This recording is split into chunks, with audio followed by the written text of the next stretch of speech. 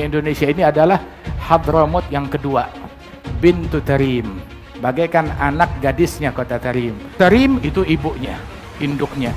Subhanallah. Dan Indonesia ini adalah anak dari Hadramaut. Terminologi dan penyebutan mereka yang mengatakan Indonesia merupakan bintu Tarim merupakan penghinaan kepada negara kesatuan Republik Indonesia, sekaligus penghinaan terhadap semua bangsa Indonesia. Yang namanya anak perempuan tidak punya kekuatan, tidak punya kekuasaan, maka dia harus ikut kepada tuannya, pemiliknya, yakni orang-orang Tarim. Kemudian yang kedua, mereka mengidentifikasikan bangsa Indonesia sebagai ahwal. Ahwal itu diterjemahkan secara kasar oleh sebagian orang masyarakat pribumi.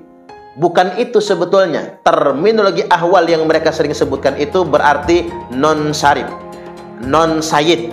Itu masih lembut. Sebenarnya mereka ingin mengatakan bangsa Indonesia pada umumnya kastanya ada di bawah Ba'alwi. Maka bangsa ahwal, yakni bangsa Indonesia, tidak boleh bahkan haram menikahi wanita-wanita Ba'alwi. Misalkan Tarim itu kan awal mula kelompok Ba'alawi itu muncul gitu.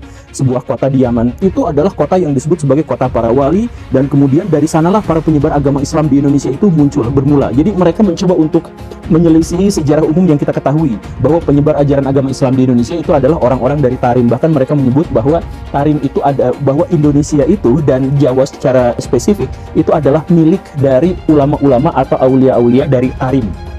Jadi bukan hanya soal nasab, tapi juga soal daerah tempat tinggal mereka gitu. Indonesia seperti itu. Kemudian ada juga narasi yang menjelaskan bahwa Tarim bahkan lebih mulia daripada Makkah.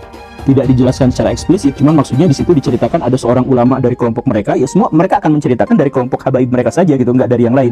Jadi mereka menceritakan ada seorang yang sangat suci yang berasal dari kota itu, yang tidak pernah keluar dari Tarim sama sekali, bahkan tidak keluar untuk ibadah haji dan ibadah umroh, karena baginya kota ini lebih suci. Mereka kelihatan marah sekali karena saya menyebut Islam adalah agama perang.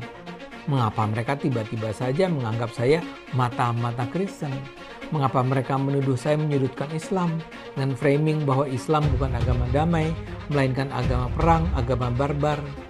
Mengapa mereka bahkan menuduh saya menggiring opini publik bahwa Nabi Muhammad itu bukan Nabi? Islam memang menyebar dengan cara perang. Perang menjadi sebuah tindakan yang dilegitimasi oleh wahyu Tuhan.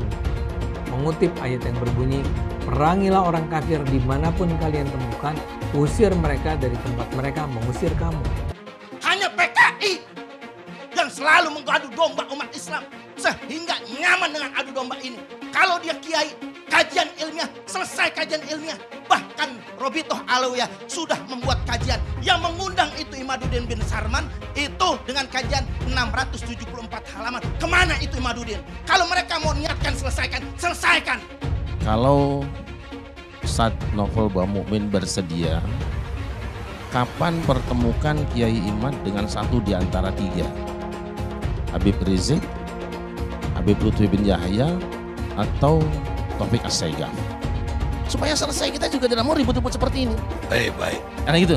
Jadi mohon nanti antum jawab saja, satu di antara tiga tadi, kapan antum bersedia menghadirkan, saya tanggung jawab hadirkan Kiai Imad. Kalau buku yang 600 halaman, saya sudah baca. Bukunya Kiai Imad, saya sudah baca. Tidak akan selesai saya bilang kalau seperti ini. Kapan saja kita undang, satu di antara tiga tadi, Habib Rizik, Habib Lutfi, atau Habib Taufik As-Saigaf, kapan bisa datang, kita bertemu, saya siap menghadirkan Kiai Imad, insya Allah. Ada sekelompok orang, apalagi bukan orang asli pribumi, yang ingin mengacak-ngacak negara kesatuan Republik Indonesia. Bahkan ingin mengambil sejarahnya. Perang Gelemora pengen si kini pengen jadi pahlawan. Perang mereka tidak mau dulu. Di barisan mana mereka berada ketika 1945 kita memerdekakan diri, kemudian 1945 datang sekutu, mereka ada di mana? Tapi sekarang mereka mengajukan dari klan mereka 3 orang untuk dijadikan sebagai pahlawan nasional. Pahlawan apa itu? Bukan hanya sejarahnya, nasabnya dibelokin. Katanya Pangeran Diponegoro itu bukan orang Jawa, tapi dia orang Yaman. Marganya Bakbut, kata marga Bakbut. Kata bin Yahya bukan, marganya bin Yahya. Kata yang marga Asegaf bukan, dia orang Yaman tapi marganya Asegaf. Makanya belakangan ini Bu, belakangan lagi rame, lagi heboh. Ada seorang ulama besar di Jakarta dijadikan bulan-bulanan fitnah di media sosial. Habib Utsman bin Yahya. Belanda menjajah, kita sepakat. Cuman tuh waktu ya Belanda yang berkuasa. Maka Habib Utsman bagaimana caranya? Beliau melakukan mudaroh. Ada mudaroh, ada mudahana. Kalau mudahana itu ngejilat buat kepentingan duit. Mudahana itu ngejilat buat kepentingan harta. Buat kepentingan kenyamanan dirinya sendiri. Itu mudahana, itu haram hukumnya. Mudahana itu namanya. Tapi ada namanya mudaroh. Mudaroh itu dia ngedeketin penguasa. Tujuannya buat apa? Buat kemaslahatan umat. Supaya syariat bisa jalan, supaya meminimalisir mudarat buat umat. Itu yang dilakukan oleh Habib Utsman dan itu disaksikan oleh kiai-kiai Betawi. Yang merendahkan Ahlul Bait, cucu Nabi, kelak akan bertanggung jawab di hadapan Rasulullah SAW.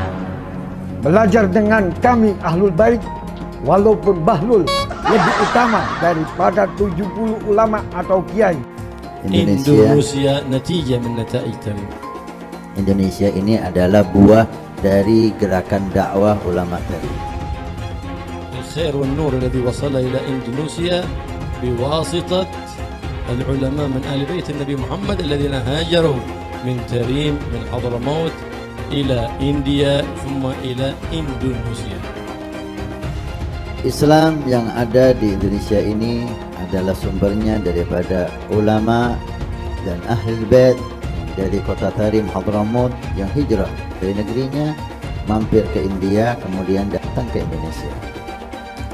لو جئنا ونظرنا في سيرته وتاريخه ولي صوم لوجدنا ذلك الاتصال قديما ارتباطا وثيقا لا ينفك. Kalau kita kembali ke sejarah kita yaitu Wali Songo yang mana mereka itu dari Tarim Hadramaut, maka kita akan sadar Indonesia dan Tarim tidak bisa. Bahwa saya Habib derajatnya lebih tinggi, bahwa saya Habib lebih mulia, bahwa bagaimanapun buruknya saya, maka saya tetap yang memberi syafaat kepada kalian semua. Jadi surga dan neraka itu sangat bergantung pada apakah saya meridhoinya atau tidak. Ada di kalangan para Habaib itu yang sampai mengatakan bahwa bahkan ketika ada orang yang ahli maksiat, ketika dia tidak taat formulasi agama, dia tetap bisa masuk surga dengan jalur VVIP kalau mencintai golongan kami dan lain sebagainya. Pak Alawi penjajah spiritual, ya. Kebab Al-Ngedabrus, waduh, penjajah orangnya VOC. Pak Alawi Rungkat. Masya Allah, satu Habib gila lebih mulia dari anjing gila. La ilaha illallah. Kalau berisik dengan suara Habib, azanin aja. Tawain aja. Ya, kemunkaran itu wajib dicegah. Cara nyegahnya apa? Kalau ente punya HP, balas pakai komentar yang baik, dakwain. Saya nggak nyuruh caci maki, nggak dakwain. Ente harus sunnah wal jamaah bukan. Kalau sunnah wal jamaah itu percaya karomah. Nih dalilnya, buktinya Sabul Kahfi itu wali, bukan nabi tapi terjadi keajaiban dan seterusnya. Itu udah diajarin, udah tahu ilmunya, pakein, sampein. Saya sakit hati betul ketika mereka mengatakan kalau tanpa Habib Indonesia ini masih nyembah pohon. Mapas. Enak aja cangkemnya ngomong. Kemana Wali Songo yang dakwah itu? Kalau tanpa Habib Indonesia ini masih dijajah oleh Belanda. Ini manipulasi sejarah, kita gak boleh diam. Saya ingin sampaikan, ini bukan gerakan rakyat aturan, ini gerakan pemerintah mestinya. Buat Pak Presiden, Pak Menteri, tolong ini dibersihkan klaim-klaim sejarah ini. Belum lagi Bapak Ibu, ada 3.000 makam palsu di Indonesia. Makam keramat palsu. Setan tuh ngajak orang sesat. Dari dulu gak ada ulama yang membatalkan nasabnya Pak Alawi. Gak ada ulama yang membatalkan nasabnya para habaib. Sekarang muncul Imad, muncul Abbas, Raja Dangdut ikut-ikutan. Jawab yang kompak, kacau atau tidak? Yang mengajakkan kesesatan apa namanya? Kurang kompak apa namanya? Ini Imad mengajarkan kesesatan, berarti Imad kurang kompak. Imad. Abbas Buntet mengajarkan kesesatan, berarti Abbas. Ya Allah. Hati-hati Bapak Ibu. Yang suka ngajak sesat apa namanya? Apa namanya? Nah ini Imad berarti, Abbas Buntet berarti, Roma Irama berarti setan. Takdir Allah dibicarakan, apakah begini dan begitu. Sifat Al-Quran itu apakah makhluk Allah atau bukan. Kenapa yang dibahas itu adalah hal yang semacam itu? Detik ini ketika saya sedang ngomong di sini, ada orang-orang Cina yang sedang bikin komputer super, komputer kuantum. Dan kalau misalkan itu sudah mewujud, maka mereka bisa menguasai dunia. Di Jepang dan di Korea sekarang sedang bikin nanoteknologi. Amerika Serikat sedang mengembangkan AI. Coba saya tanyakan, perintah Allah adalah untuk membahas hal-hal seperti itu, mengkaji hal-hal seperti itu, mengkaji ayat-ayat kauniyah, membahas tentang ciptaan-ciptaan Allah. Tapi kita tidak melakukan seperti itu. Yang kita lakukan adalah membahas tentang Allah, tentang takdir, tentang perbuatan Allah, lalu kita klaim sama-sama, kamu masuk neraka. Itu kan gitu kan kita tuh sekarang tuh kan, itu perbuatan-perbuatan Allah, tapi malah kita yang mengklaimnya. Kamu masuk neraka, kamu masuk surga, kamu selamat, kamu tidak selamat, dia syahid. Tahu dari mana itu? Itu kan perbuatan-perbuatan Allah, tapi itulah yang jadi bahan perdebatan kita. Perdebatan kita di ruangan ini sekarang. Taubat kalian semua. Itu leluhur kami Al-Faqih Muqaddam. Mi'raj satu malam 70 kali. Rasulullah sallallahu alaihi wasallam hanya diizinkan Allah mi'raj ke Sidratul Muntaha seumur hidup 1 kali.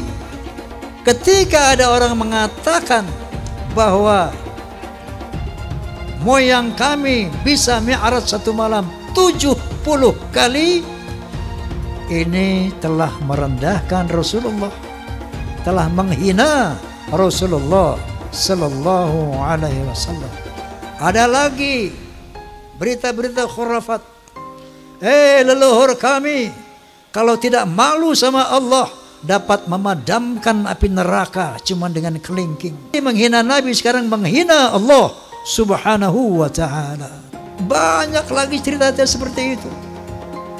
Leluhur mereka semuanya wali, bisa nurunkan emas dari langit. Yaman itu negeri paling miskin di Timur Tengah. Bagaimana kita percaya dia bisa turunin emas dari langit? Nah, ini membuat satu faktor menguatnya saya, keraguan saya tentang apa iya cucu Nabi ini kayak begini. Dari 3 disiplin ilmu ini, menurut sejarah, menurut ilmu nasab, menurut ilmu filologi, menurut ilmu DNA, maka muncullah hakul yakin bahwa Ba'alawi bukan keturunan Nabi Sallallahu Alaihi Wasallam. Mitos tentang kesucian Habib di Indonesia perlahan runtuh. Bila semula para Habib seperti Rizik Syihab atau Bahar Smith dipercaya sebagai manusia suci yang harus dipercaya dan diikuti perintahnya, rasa hormat terhadap para Habib pun perlahan memudar.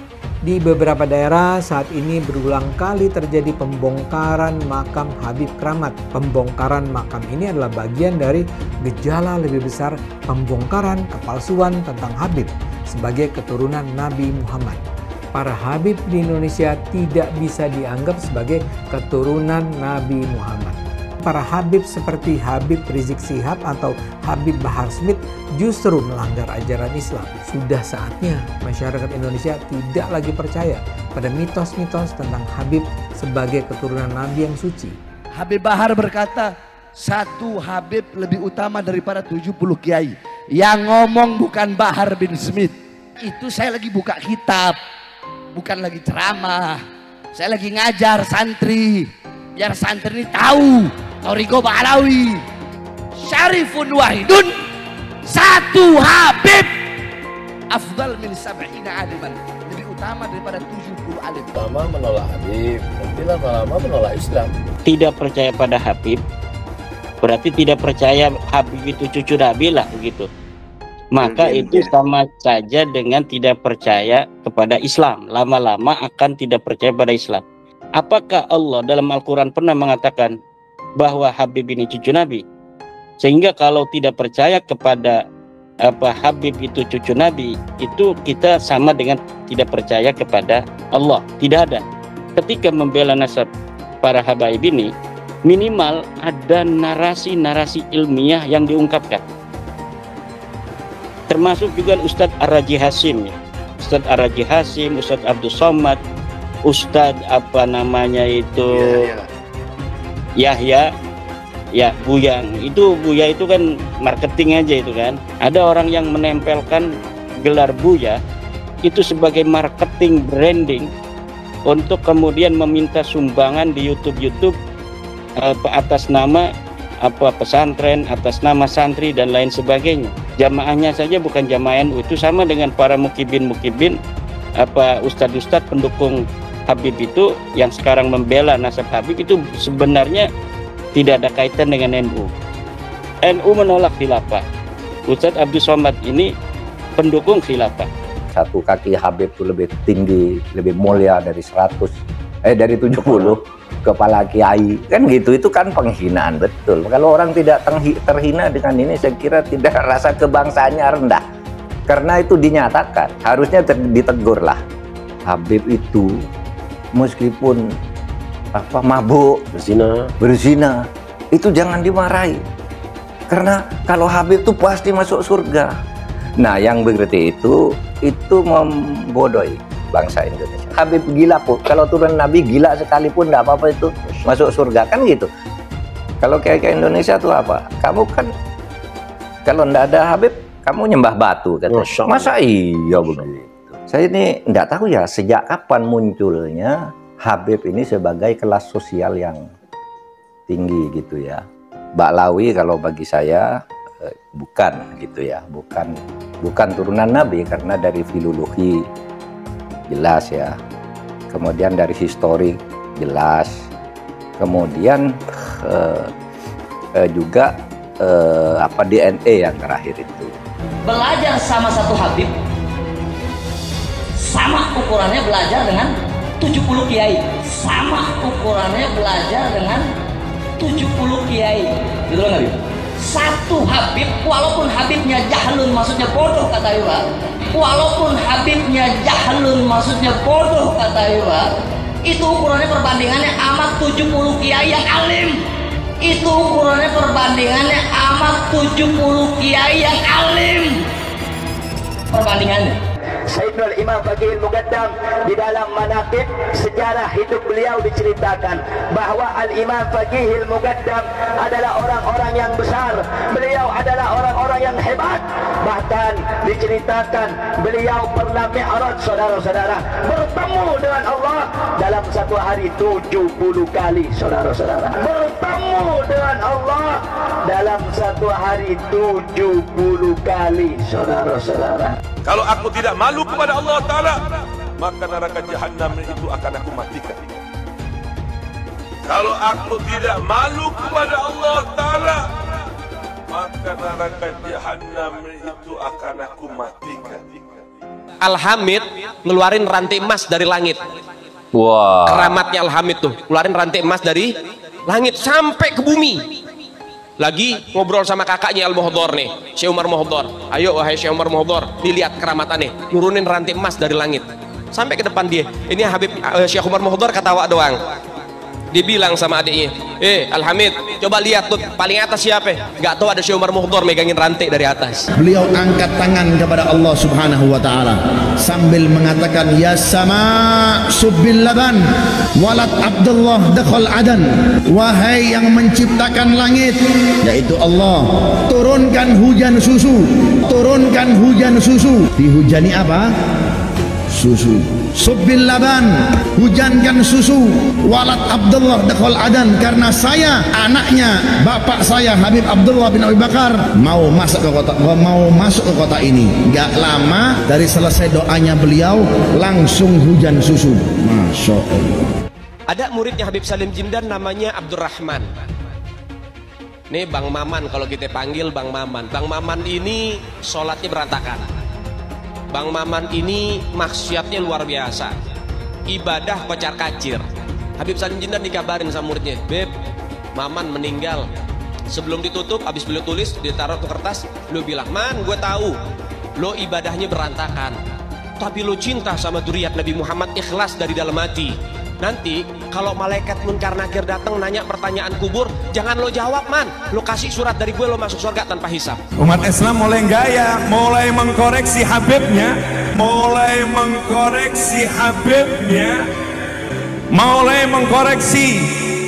mengkoreksi ulama-ulama dari anak cucu Nabi Muhammad SAW. Orang yang seperti itu mirip dengan iblis.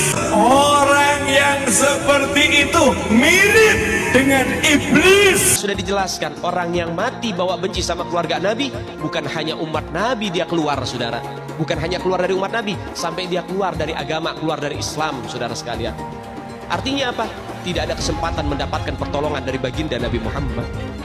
Man ahabbahum ahabbahallah. Siapa yang cinta dengan keluargaku para habaib, dzurriyyat Nabi Muhammad, ahlul bait Nabi, maka dia akan dicintai oleh Allah.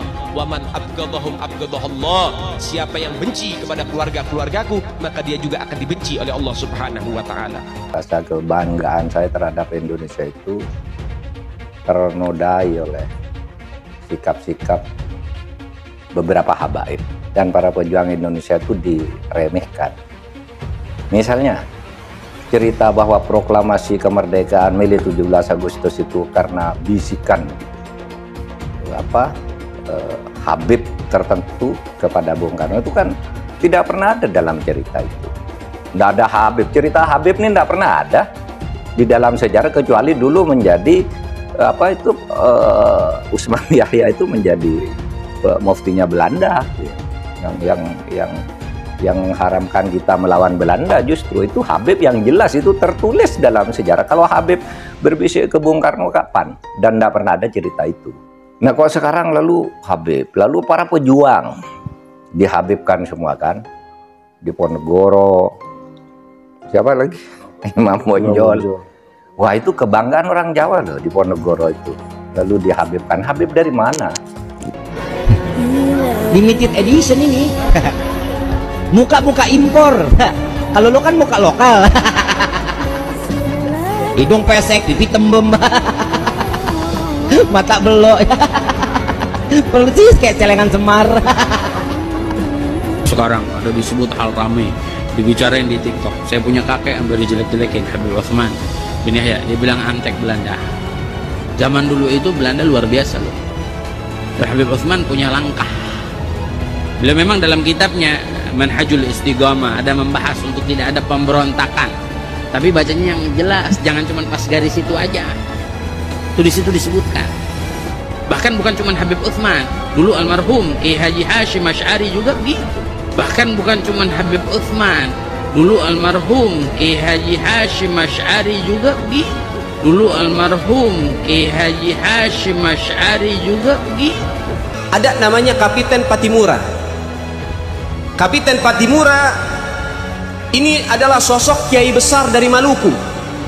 Nama aslinya adalah Kiai Haji Ahmad Lusi. Memiliki pondok pesantren besar di Maluku, Indonesia bagian timur. Al-Habib Ali bin Abdurrahman Al-Habsyi Kuitang, beliau yang memfatwakan ketika tanggal 17 Agustus Soekarno membacakan teks proklamasi mendeklarasi daripada kemerdekaan di Indonesia. Beliau di hari Jumat itu, ba'da Jumat beliau fatwakan, sekarang saya fatwakan setiap tanggal 17 Agustus wajib pasang bendera merah putih di rumah-rumah kalian. Siapa yang nyuruh? Itu fatwa Habib Ali bin Abdurrahman Al-Habsyi Kuitang. Bendera merah putih, siapa yang memberikan instruksi kepada Bung Karno untuk membuat bendera merah putih sebagai bendera Indonesia? Itu adalah fatwa Al-Habib Idrus bin Salim Al-Jufri Palu Al-Khairat. Lambang negara Garuda, siapa yang buat? Al-Habib Asy-Syarif Hamid Al-Ghadri dari Pontianak, keluarga baginda Nabi Muhammad. Lagu 17 Agustus, Pramuka, lagu syukur, siapa yang buat? Al-Habib Husain Al-Mutahhar dari Semarang, dzurriyyat baginda Nabi Muhammad. Jadi Anda jangan berpikir, ini habaib di Indonesia jasanya apa? Banyak, itu yang baru kecatat.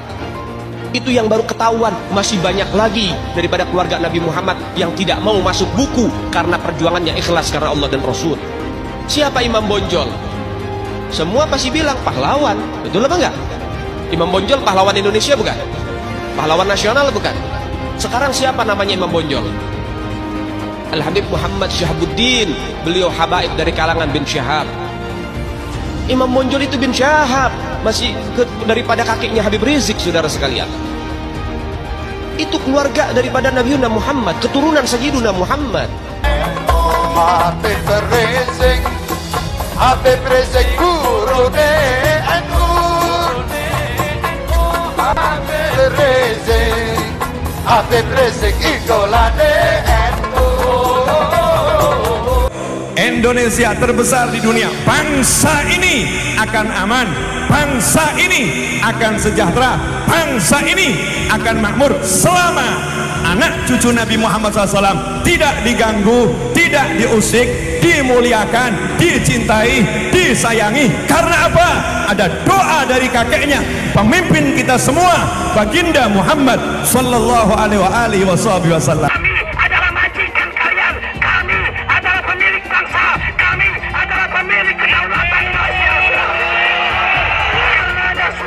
Hai teman-teman, tahun ini adalah tahun yang bagus untuk trading di market kripto, terutama Bitcoin dan kripto lainnya. Teman-teman bisa gunakan kesempatan ini untuk mencari cuan dengan trading di market kripto. Untuk trading, teman-teman cukup registrasi dengan menggunakan link di kolom deskripsi, lalu deposit, tentukan apa yang ingin kalian tradingkan, lalu tekan tombol buy.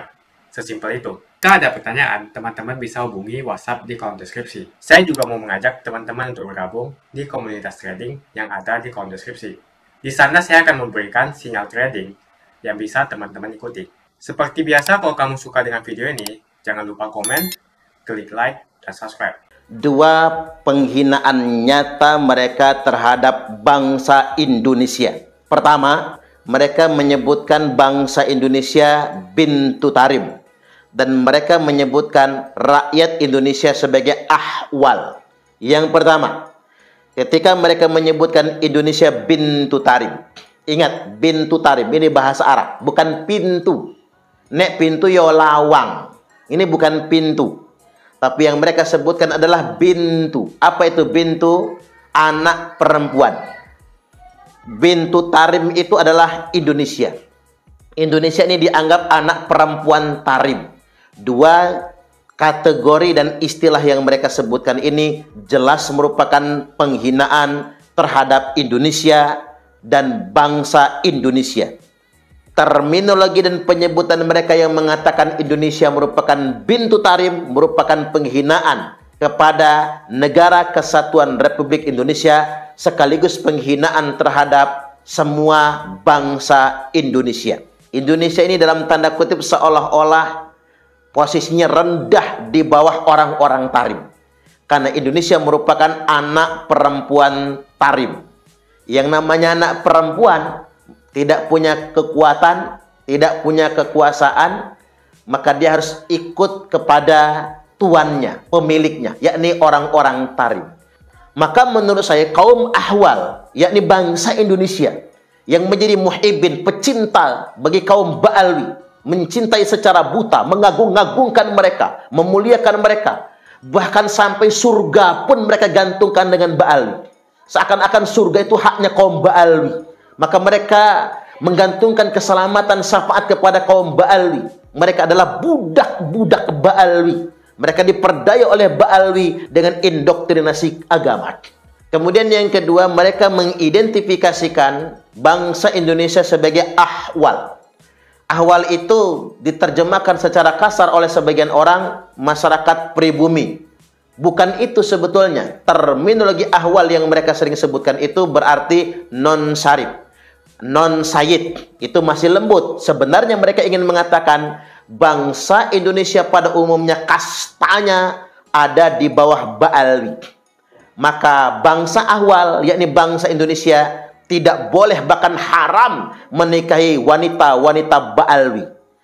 Jadi sekali lagi ingin saya tegaskan, terminologi ahwal yang disematkan kepada bangsa Indonesia merupakan penghinaan yang nyata yang dilakukan oleh Bani Ba'alwi kepada bangsa Indonesia. Sekali lagi, kaum Ba'alwi memposisikan kaum ahwal yang kemudian mereka doktrin untuk menjadi muhibbin mereka posisikan seperti pelayan mereka atau budak mereka dengan alasan mereka tidak boleh menundukkan badan kepada siapapun. Secara tidak langsung, oknum Habib ini membuat pengakuan bahwasanya karakter asli Ba'alwi hari ini mewarisi feodalisme Quraisy jahiliyah, seakan-akan sedemikian rupa. Yang kedua, seolah-olah mereka sedang membuat pengakuan bahwasanya mereka mewarisi perilaku Quraisy jahiliyah yang selalu membutuhkan budak. Ini kan dalam tanda kutip menggambarkan sebuah pengakuan kalau mereka pun butuh budak. Di sini saya dapat semacam pembelajaran. Itulah mengapa mereka seolah-olah mewajibkan diri mereka punya budak. Karena mereka mengidentifikasikan diri seperti Quraisy jahiliyah yang juga membutuhkan budak. Lalu mereka buatlah alasan semacam penyederhanaan, simplikasi. Mengapa orang Quraisy butuh budak? Agar apabila ada barang yang jatuh, budaknya yang ngambil. Karena orang Quraisy jahiliyah pantang menundukkan badannya di hadapan orang lain. Persis dengan mereka. Karena mereka merasa kastanya lebih tinggi. Karena feodalisme itu ada pada diri mereka. Maka kemudian mereka pantang menundukkan badan di hadapan siapapun. Termasuk di hadapan para kiai, para ulama, sehingganya mereka sangat butuh budak-budak atau orang-orang yang diperlakukan sebagai budak yang punya tugas menundukkan badan mereka di hadapan para habaib, yang punya tugas menundukkan badan mereka untuk melayani kepentingan para kabib tersebut. Nah, siapa yang budak yang mereka butuhkan hari ini? Atau orang-orang yang mereka perlakukan seperti budak? Saya ulangi, orang yang mereka perlakukan sebagai budak, yakni para muhibbin. Orang-orang pribumi yang kemudian taklid buta, cinta buta dengan mereka, lalu mereka perlakukan sebagaimana budak mereka. Disinilah kita beristighfar berulang-ulang. Kapan bangsa Indonesia ini sadar akan perbudakan berkedok doktrin agama ini? Kapan juga masyarakat Nahdiyin yang muhibbin juga sadar kalau mereka sebetulnya sedang diperlakukan seolah-olah sebagai budak oleh orang-orang ini? Tentunya karena saya sangat jengah sekali. Orang-orang ini sama sekali tidak layak merepresentasikan diri mereka sebagai muslim. Tidak layak. Mereka tidak layak mengaku sebagai umat Nabi. Apalagi mengaku sebagai cucu Nabi. Karena mengapa? Perilaku mereka, adab mereka, adat istiadat mereka, kebiasaan mereka lebih merepresentasikan perilaku feodalisme masyarakat Quraisy jahiliyah. Yang di antara perilaku feodalisme jahiliyah itu, mereka terbiasa membangga-banggakan leluhur, menyombongkan nasab, merasa punya kelas sosial lebih tinggi daripada orang lain berdasarkan nasab yang mereka miliki. Lantas kemudian kok ada orang yang ngaku-ngaku anak cucu Nabi tapi feodal. Ini adalah sebuah pembuktian kalau sejatinya mereka memang bukan anak cucu Nabi. Bani Ba'alwi bukan anak cucu Nabi. Mereka hanya ngaku-ngaku saja. Kemudian yang berikutnya berdasarkan ilmu saintik, tes DNA menunjukkan bahwasanya DNA mereka berhaplogrup G. Habib-habib ini sering sekali menggelar aksi unjuk rasa yang dinamakan sebagai aksi bela rakyat. Rakyat yang mana yang kamu bela? Lagian tujuan dari demo itu untuk mendesak Presiden Jokowi untuk turun dari jabatannya. Yang jelas dalam video tersebut, Hanif Alatas meneriakkan bahwa dia adalah majikan. Warga yang pribumi dikatakan sebagai budak oleh Habib dari Yaman. Cek dulu dong apakah kamu memang Habib asli. Para pengikut dan umatnya lebih parah lagi, mau saja dijadikan budak oleh Hanif Alatas. Pribumi harus bangkit, jangan mau lagi diinjak-injak oleh Arab Yaman yang ngaku-ngaku sebagai Habib. Saya mengajak para pribumi untuk bangkit, memiliki jiwa nasionalisme, rasa persatuan, dan kesatuan yang tinggi.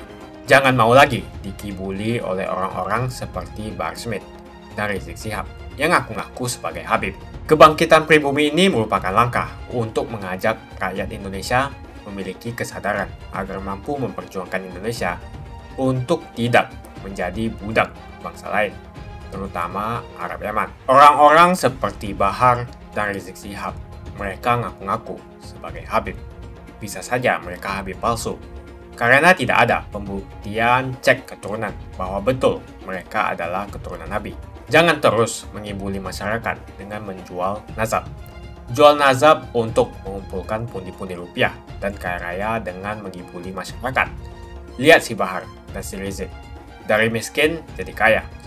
Bahar Smith yang dulunya tidak punya mobil sekarang mempunyai banyak koleksi mobil-mobil mewah.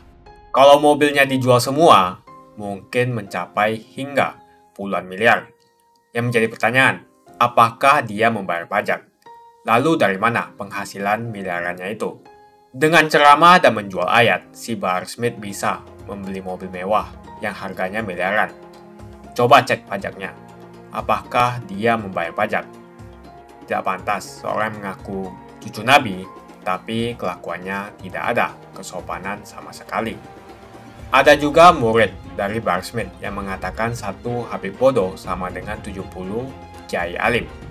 Mau sampai kapan bangsa Indonesia mampu dia menahan diri dan membiarkan bangsanya sendiri dihasut, diadu domba, diperdaya dan diperalat, bahkan diperbudak oleh manusia-manusia keturunan Yaman yang notabene pendatang dan belum jelas juga Habib asli atau bukan.